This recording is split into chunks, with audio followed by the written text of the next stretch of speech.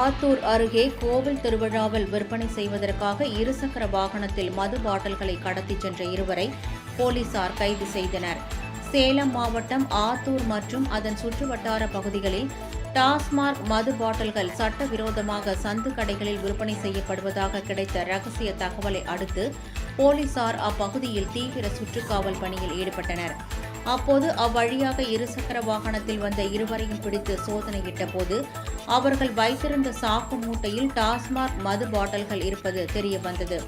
இதனைத் தொடர்ந்து அவர்களிடம் நடப்பட்ட விசாரணையில் இருவரும் கல்வராயன் மலை கிராமத்தில் உள்ள குன்னூர் கிராங்காடு பகுதியைச் சேர்ந்த முத்து, ராஜ்குமார் என்பதும் கிராங்காடு கிராமத்தில் நடைபெறும் கோவில் திருவிழாவில் விற்பனை செய்வதற்காக மது பாட்டில்களை கடத்திச் செல்வதும் தெரியவந்தது.